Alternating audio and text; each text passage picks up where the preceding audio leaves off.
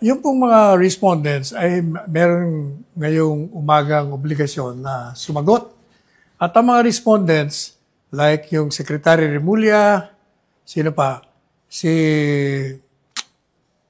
PNP Chief, Marbil, General Torre, at basta apat ang dinimanda namin doon eh.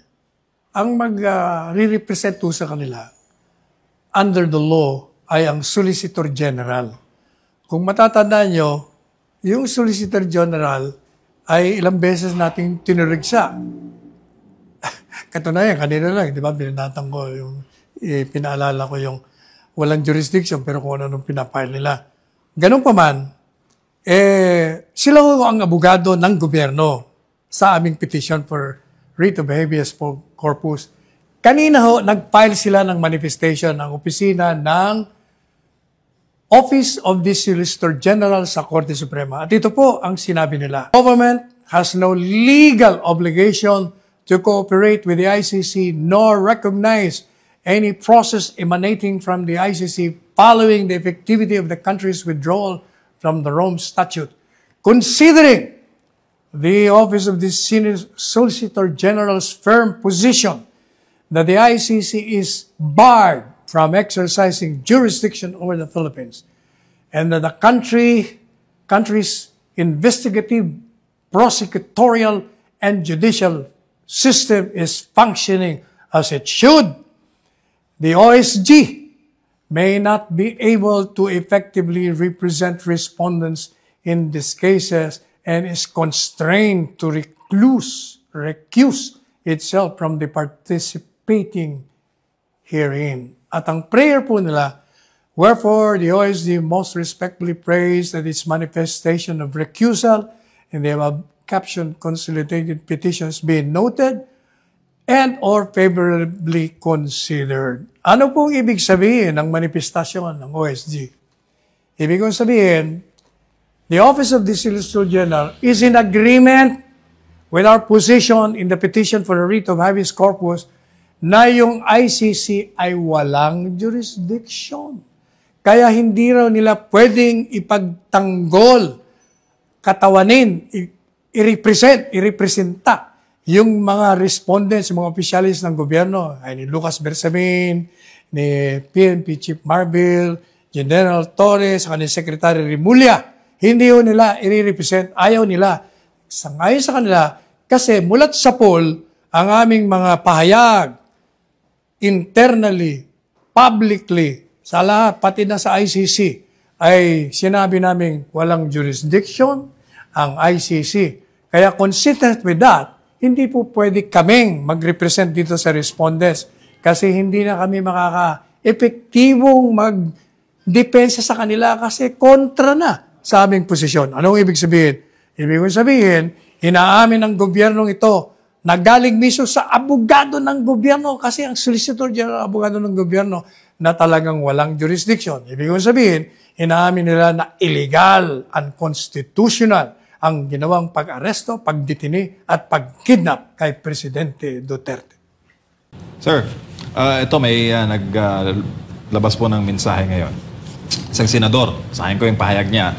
As Chair of the Senate Committee on Foreign Relations, I am calling for an urgent investigation into the arrest the former President Rodrigo Roa Duterte, an issue that has deeply divided the nation. It is imperative to establish whether due process was followed and to ensure that his legal rights were not upheld but protected, especially given in the involvement of the ICC and the International Criminal Police Organization, Interpol. To shed light on the matter, inviting key officials and agencies, including officials from the PNP, OTS, DOTR, DOJ, DFA, NSC at CAAP, and other resource persons and witnesses. The Senate must address these critical concerns to uphold the country's jurisdiction and to clarify policies governing our law enforcement agencies and their engagement with international tribunals. Our sovereignty and legal processes must remain paramount. Senator Amy Marcos. Naku! Balat kayo pala ang buhay sa mundo. Alam mo, napaka-hipokrito mo. Dapat, nung nagsisimula palang binibira mo na ng binibira yan, Pero anong ginawa mo? Nagkandara pa ka na maging party ka ng bahagi ng alyansa. Ngayon ka lamang nagsasalita. At saka, alam po ninyo, mawalang galang na sa iyo, hindi mo na kailangan mag-imbestiga sapagkat lantaran. Kung baga, kitang-kita mo na yung ebidensya. Ano pang iimbestigahan mo? Illegal nga eh. Kitang-kita mo yung illegal na ginawa nila. Alam mo rin na walang jurisdiction. Hindi ka abogada, pero nagtapos ka ng abogasiya. Kaya alam mo yun. Bakit hindi mo binira ng binira? Ano bang imbestigasyon? Wala na akong investigasyon. Kaya tapos na nga eh. Kitang-kita na nga. Kaya nga nagpunta na sa Korte Suprema eh. Dapat sumama ka na lang. O ikaw, nag-file ka ng petition sa Korte Suprema sapagkat ang Korte Suprema, ang huling bulwark of democracy. Walang maasahan sa inyo. Kaya nga pinapa-abolish na kayo. Isang anak sa sinapit na kanyang ama na dating presidente ng Pilipinas. Natural lamang po yan. Kahit sinong anak ay ganyan ang sasabihin. At yung mga sinasabi niya naman may batayang legal. Gaya ng pinaliwanag ko na sa inyo kanina. Kaya dapat talaga ang taong bayan, alam po ninyo, yung petition for a writ of habeas corpus, ngayong araw nito, sasagutin ng gobyerno. Meron po silang, ngayong alas 8 ng umaga, kailangan mag-file na sila. Sapagkat under the rules, ilalim ng rules ng Korte Suprema, kung natanggap mo yung petition during a weekend, natanggap nila Sabado kailangan i-file mo yan first thing dun sa Monday. Kaya magpapilo sila at ang Korte Suprema ang magbibigay, siyempre pag-aaralan, na magbibigay sila ng desisyon. Kami po naniniwala na malakas ang kaso ng Presidente Duterte. Gaya ng inilatag natin kanina. Kasi kahit saan nyo tingnan, wala akong po pwede, kahit na ano pang kabalbala ng pinagsasabi nila. Ang katotohanan dyan, kaya nang sinasabi kong paulit-ulit, hindi lamang legal na pinag-uusapan dito. Political ito kasi talagang gusto nilang sirain ang dalawa. Dahil ang pinakamalakas na kandidato sa Panguluhan sa 2028 ay si Inday Sara. At ang pinakamalakas din na susuporta sa kanya na may milyon-milyong supporters ay si Presidente Duterte. Kaya kailangan talagang ma-eliminate yan. Yan talaga ang katotohanan yan. Political. Kaya tingnan nyo. Tingnan nyo. Hindi ba, inumpisa nila sa congressional hearing. Siniraan nila na siniraan. Yung pondo. Kahit na walang batayan yun. Kung ano-ano sinasabi nila. Kasi yung mga tumanggap ng pera ng confidential funds, mga fictitious, natural, fictitious. Sapagkat hindi mo maaaring ipakita yung mga source, yung mga informants mo kasi papatayin niya mga yan. Kasi ginagamit yung confidential funds sa kalaban ng Estado at kukunin natin yung informasyon doon sa mga naroon sa loob. Pabayaran natin, ipagkakanulo nila sa sarili ng organisasyon. Hindi po pwede talaga. Pangalawa, alam po ninyo, itong congressional hearing, tumalon. Binanata na si Duterte. Pagkatapos, binanata na si Pastor Kibuloy. Binanata na ng SMNI. Pinasasarado. Kaya hirap na hirap ang SMNI. Kung saan na lang tayo nagpupunta. Hindi na yung regular programming natin. Hindi na yung regular tayo naririnig. Kahit saan tayo magpunta, pinahihinto ang SMNI. Pagkatapos, inumpisa na nila ang formal na pagtanggal kay Vice Presidente Sara. Ayan, nag-impeachment na sila. Tapos nag-criminal charges pa sila. Tapos ngayon, itong si Digong na. Tingnan nyo tingnan nyo yung history. Paulit-ulit na sinasabi ng Presidente Marcos Jr. na walang jurisdiction. Hindi ba kayo saksi pinupuri ng programang ito kahit nabubuisit yung iba sa akin? Bakit mo pinupuri yan? Kasi tama yung linya niya. Walang jurisdiction. Sumusunod siya sa linya ng Presidente Duterte. Tama siya doon Walang jurisdiction. We will not cooperate in any manner or form or shape. O hindi ba, tinuligsa ko nga yung mga alter egos niya dahil file sa ICC ng kung ano nung pleading. Kaya sabi ko, file ka ng file. Akala ko ba walang jurisdiction? Hindi naamin mo may jurisdiction. nagkukontra-kontrahan kayo. O madalit sabi, sinasabi niya na talagang walang jurisdiction. Pero, napansin nyo, nung bandang huli na, nag-iiba ang tono sa pamamagitan ng mga tao niya. Sinasabi niya. And yet, yun yung mga subsequent o yung matapos siyang magsabi ng walang jurisdiction, nagsimula na yung, pero pag humingi ang ICC ng mga tulong sa pamamagitan ng mga ebidensya, hindi ho natin sila pipigilan. Ako, doon lang, nag-uumpisa na. Pagkatapos, eto na naman. Pag yung, anong tawag doon, Interpol, ay humingi sa atin ng tulong, obligado tayong tumulong kasi baka hindi naman tayo tulungan yan. O, ayan. Nakikita nyo, madalit sabi, pinapadama na ng administrasyon ng gobyernong ito na pag ang ICC ay pumasok, makiusap sa pamamagitan ng Interpol, ay tutulong siya. Madalit sabi, pinaalam mo na sa ICC. Kumbaga, binigyan mo na ng ideya, oy, payag na kami, gawin nyo na yung dapat yung gawin. Yan ang ginawa. Kaya, madalit sabi, ginamit lang nila ang ICC. Talagang gusto nilang tuhugin, patayin itong mag-amang ito. Yan ang katotohanan ho dyan. Yan ang mali. Kaya naaawa rin tayo dito kay Marcos Jr., Presidente Marcos Jr. Kasi, binibigyan siya ng maling mga advice. Sapagkat tama na sana yung walang jurisdiction.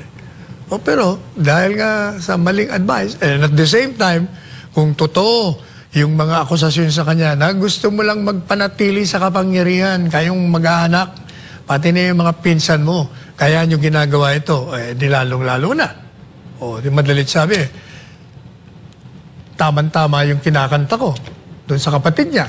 Balat kayo pala ang buhay sa mundo. Yan ang nangyayari. Nagbalat kayo. You pretended that you are protecting the sovereignty of this country by not allowing ICC to intervene. And yet, eventually you did it. Ano man tawag mo nun? Kaya, may katwiran ng mga anak na magalit. May katwiran ng taong magalit. May katwiran ng taong pumunta sa kalsada. Kaya makikita natin, MJ, kita mo sa Davao, araw-araw. Sa lahat ng bahagi ng Pilipinas ay nagsimula na. Correct. Pero nakikita natin, sabi ko nga kay Jimmy Bundok, alam mo Jimmy, 40 years ago, ako po ang nanguna sa mga Marcos loyalists na ipabalik si Marcos Sr. dito sa bansa. Sapagkat inaakusahan ng gobyernong Cory at that time na siya ay nagnakaw, corrupt, kung ano-anong mga sinasabi niya, illegal, violation of human rights.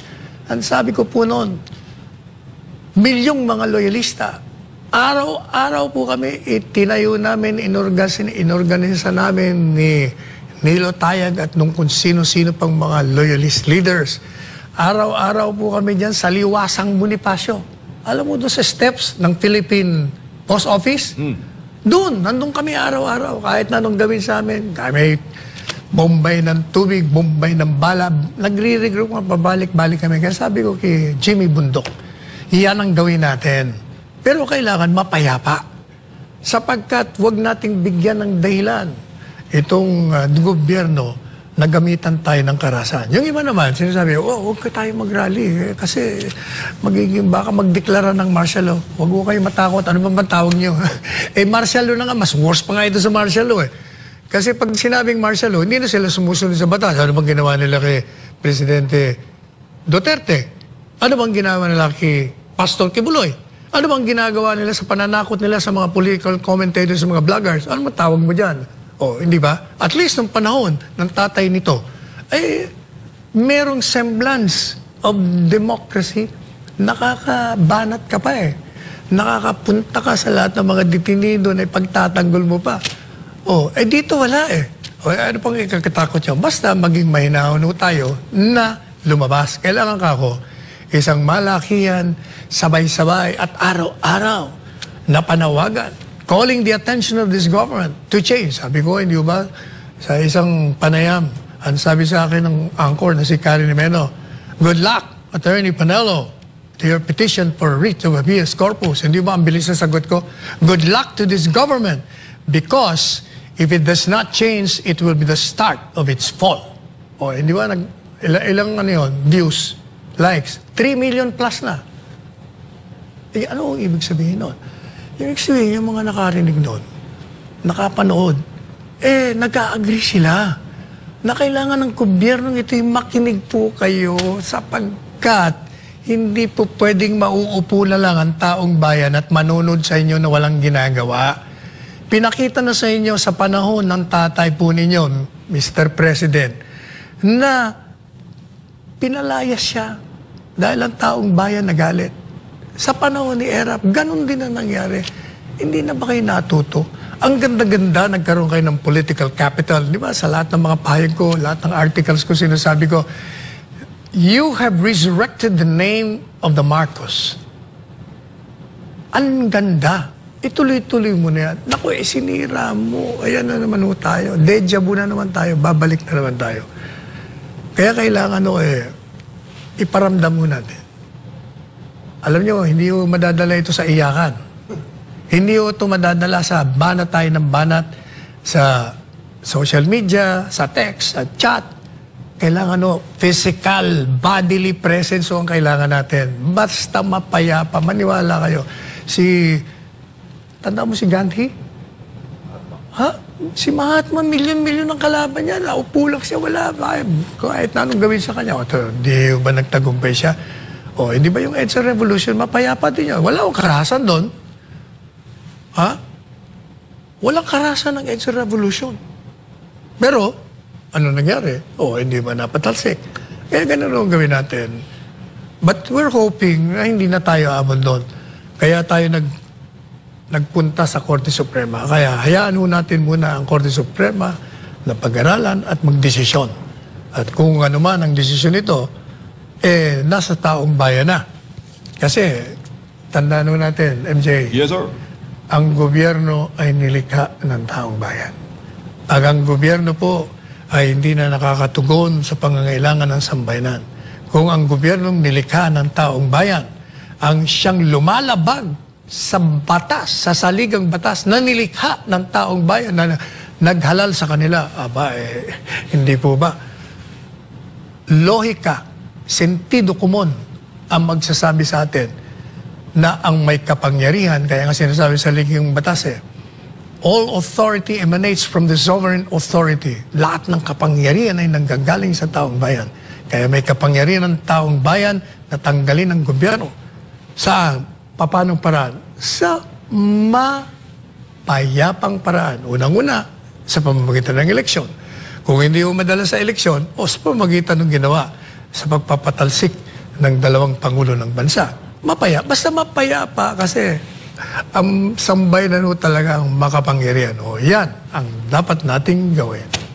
Speaking of Supreme Court, sinabi po attorney ng isang law professor, and I quote, even if the Philippine Supreme Court were to rule that former President Duterte should be returned to the Philippines, I believe the International Criminal Court will not even listen to that ruling.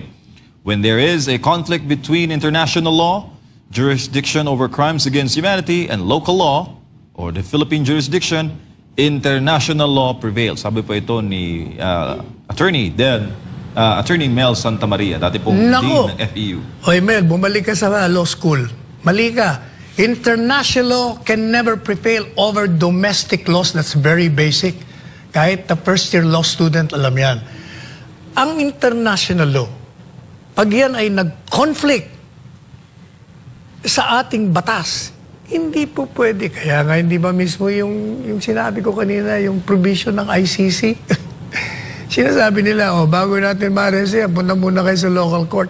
At yun din ang sinasabi ng ating batas, ang extradition law at sentido komon. Bakit tayo magpapasa ilalim? Ha, Mel? Ikaw naman, Mel, akala ko pa naman magaling ka. Sus Maria Josep ka naman. Bakit tayo magpapasa ilalim sa dayuhan? Ang dayuhan, dayuhan. Kaya nga tayo may sariling sistema legal. Kaya nga tayo may sariling saligang batas eh. Bakit aaminin mo na wala tayong kakayahan? Kayo na nga nagsasabi malakas eh, bakit kayo tatakbo sa dayuhan? Meron pang isa. Ang sabi ng kaibigan ko rin, si Neri, abogado ng kabila rin. Sabi niya, walang nangyari kasi sa 6 na taon, sa panahon ng Duterte, hindi naman na-prosecute. Nery Colmenares? Oo. Sabi niya, wala. Teka muna ka ako. Ba't di kayo nag-file ng mga kaso laban sa mga otoridad? May immune si Presidente Duterte.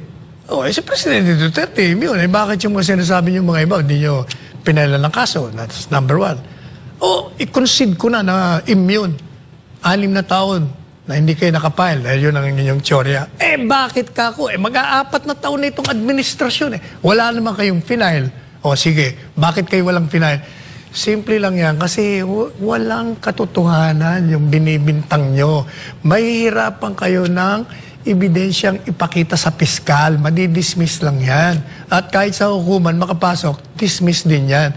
Kaya hindi kayo nakapile sa panahon ng Duterte. Kahit sa panahon ng mayor siya, kasi nga wala kayong ebidensya, hindi totoo lahat ng mga pinagsasabi ninyo. Yan ang katotohanan dyan. Attorney, ano po masasabi ninyo sa inamin ni DILG Secretary John Vic Rimulya na bunga ng kanilang group effort kung bakit naaresto si Pangulong Duterte? Ilan sa mga pangalan na inilabas niya ay sina Secretary Eduardo Año, DILG ni PR dito, Defense Secretary Gibo Teodoro at si Pangulong Marcos Jr. mismo. Meron pang isa, si Galvez. Di ba nandun din? Parang si Año lang, sir, ang napangalanan niya. Parang nabasa ko kasama, ano bang papel ni Galvez ngayon? Peace Secretary, OPAP. Peace and...